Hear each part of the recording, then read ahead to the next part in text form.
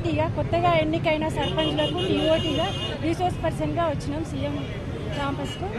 మేము సార్ మాకు చాలా మెసేజ్ ఇచ్చారు.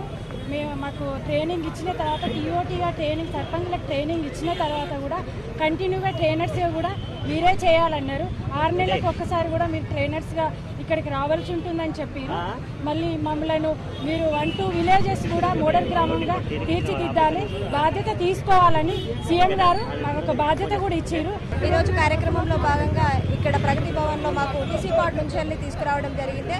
5 రోజుల శిక్షణా గ్రామంలో సర్పంచులకు ఎలా ట్రైనింగ్ ఇవ్వాలి, ఎట్లయితే గ్రామాలను మనం ఆదర్శ గ్రామాలుగా తీర్చిదిద్దాము, ఎలాగైతే మనము గ్రామ సర్పంచుల యొక్క బాధ్యతలు కానివ్వండి, కార్యదర్శుల బాధ్యతలు కానీ, వార్డు సభ్యుల బాధ్యతలు కానీ ఏ విధంగా మనము వాళ్ళకి చెప్పాలి అనే విషయాలపైన, తర్వాత రేపు బంగారు తెలంగాణ ఎలా రూపకల్పన చేసుకోగలుగుతాం మన గ్రామాల నుంచే సాధ్యమవుతుంది అనే ఉద్దేశంతో ఈరోజు మనకు గౌరవ ముఖ్యమంత్రి గారు చాలా విషయాలు మాకు ప్రొద్దున నుంచి సాయంత్రం వరకు చెప్పడం జరిగింది.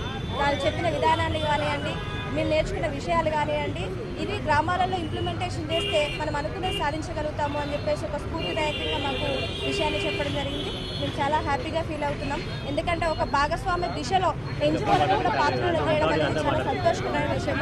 గౌరవ ముఖ్యమంత్రి వర్యులు స్థానిక ప్రభుత్వాలను బలోపేతం చేయడం కొరకు, అట్లే ఆదర్శ గ్రామాలను బంగారు తెలంగాణ దిశగా నడిపించడం కొరకు ఈరోజు ఒకరోజు పూర్తిగా సారే ఒక రిసోర్స్ పర్సన్ అయి శిక్షణ ఇవ్వడం అందరికీ కూడా స్ఫూర్తిదాయకంగా ఉంది.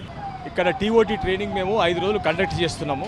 వీళ్ళంతా ట్రైనర్స్ కలిసి అక్కడ జిల్లా లోపల కొత్తగా ఎన్నికైన సర్పంచ్లకు అందరికీ కూడా ట్రైనింగ్ ఇస్తారు. దాని సందర్భంగా గౌరవ ముఖ్యమంత్రి గారు ఇవాళ వీళ్ళందరికీ టీఓటీస్ అంటే ట్రైనర్స్ ఆఫ్ ట్రైనర్స్కు వాళ్ళు ఎక్కడ ఏ విధంగా వాళ్ళ సర్పంచ్లకు ప్రోద్బలం చేయాలి, ఏ విధంగా సర్పంచులను ఉత్తేజపరచాలా, చట్టంలో ఉన్నటువంటి అన్ని యొక్క రకరకాలైనటువంటి చట్టంలో ఉన్నటువంటి అన్నింటినీ కూడా ఎట్లా అమలు చేయాలా, మరియు బంగారు తెలంగాణ చేయడానికి మరియు గ్రామం అభివృద్ధి చేయడానికి ఏ విధంగా చేయాలనేది మాకు ముఖ్యమంత్రి గారు అన్నీ విశదీకరించారు.